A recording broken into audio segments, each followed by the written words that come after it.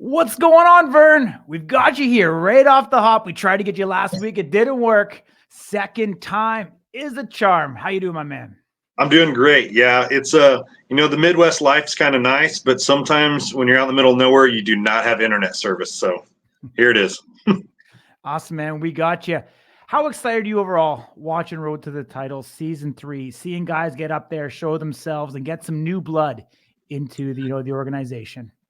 It's what we need. I mean, it just keeps showing that we're building and getting bigger stuff. And the personalities, man, it is a roller coaster on this season. I mean, they are angry all the time.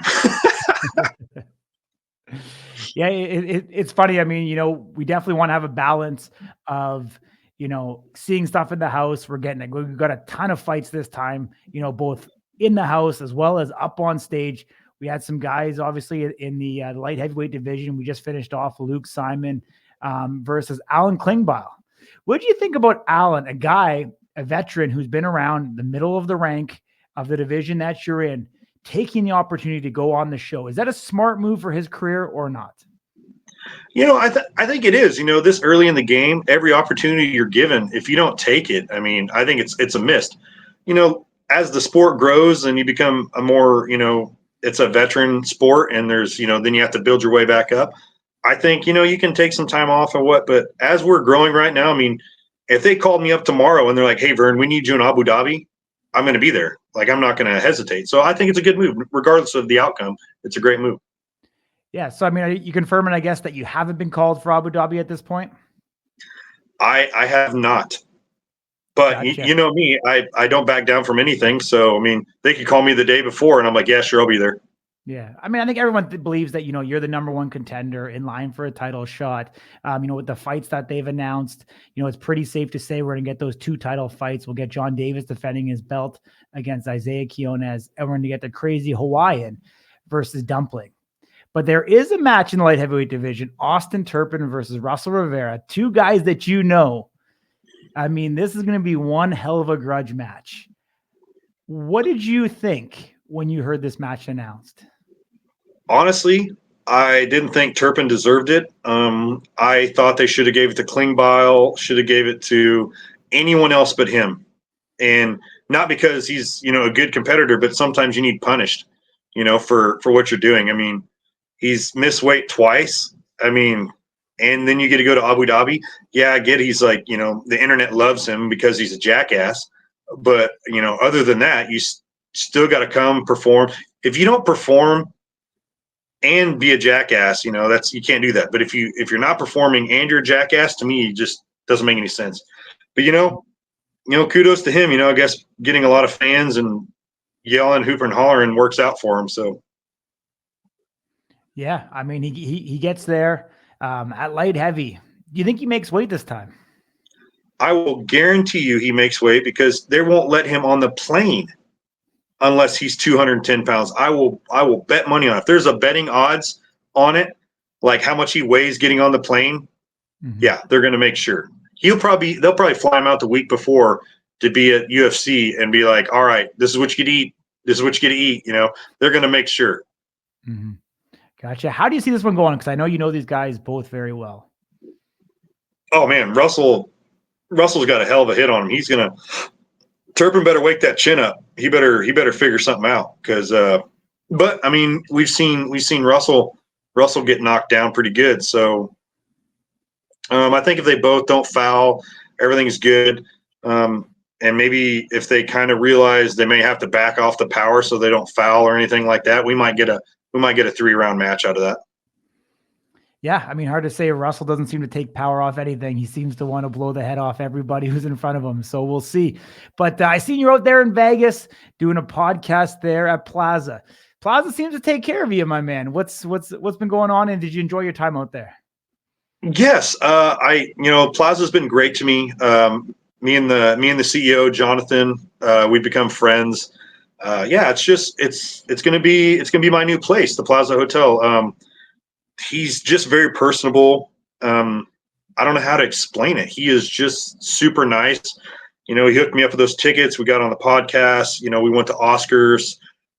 Everything about him, it's kind of I just love the aura of the hotel. Everything's there. I'm right next to Fremont. Me and Jonathan have slowly become friends, and I'm gonna be with the Plaza and for as long as I can. They're great. Awesome, man. That's great to hear. Ding, over to you, my man. Vern, a quick one for you in the spirit of time, man. I think you've shaken up the world of power slap in a unique way. Obviously, now the rhetoric surrounding you is kind of the guy who fought his way back, right? You had a couple Yeah. shortcomings, and now you're back at the top. Seemingly, you're sitting at number one in light heavyweight. Seemingly, the next guy for the championship, the champion Wolverine himself, has said you make the most sense next. What do you attribute that change to, right? Because realistically, and this is just me again speaking on kind of what the rhetoric was. It was like Vern's chin is gone, but we see up there you get hit by a guy that's not TKO'd the champion, dropped the champion. Sure, it was a heavyweight, whatever you want to say. He's knocked out a bunch of guys, and you stand there toe to toe with the guy. Not only do you take his hits, but you also get him out of there. What do you attribute that comeback to? Honestly, it's just experience, and I'm fortunate that when I talk to Erica and Frank, and them, and I'm like, hey, I go just trust me, like I needed the hits, I needed to figure it out, and as you progress, you realize, hey, I got to tense, like this is what I got to do, and I've changed short of my hit, like short of hitting people, I keep that the same because it's working great, but like receiving the hit, I did so much stuff different in the first one. It's like, okay, I'm gonna lean on my left foot, so when he hits me, it rocks me over, and that didn't work. So it progressed in the fact that like me physically taking the hits, and as soon as I took Delvin's hit, I was like, I got this. Because if anyone should have knocked me out, it's that guy. He is the hardest hitter I've ever been hit by in MMA and any sport. Like I'm upset that he's not going against Turpin because Delvin's an animal. He's gonna be like me. I knocked him out. He's gonna progress. He's gonna figure out, hey, this is what I gotta do. So and also it's a mental thing too, because I think I told you, Corey, after I beat Bear Bennett, because I was like, they're like, what was it? And I was like, it's like the UFC, you dip below 500, you're not sticking around. So I was at that cusp, 2-2, and I had to break past it. Yeah, and then last one real quick, since you mentioned it, do you think you see Austin Turpin again sometime down the line? Oh yeah, if I keep winning, he wins this next one. I mean, if he comes back and beats Russell, and I do great, and I keep going, yeah, they'll do it. I mean, people want it. I mean, it'll come around. Yeah, we'll see each other again. It'll be the same outcome, but we'll see each other. Awesome, man. Glad to get you on. It seems like we've been dodging each other, for the last couple of weeks. Cathey Klingbeil match would be interesting.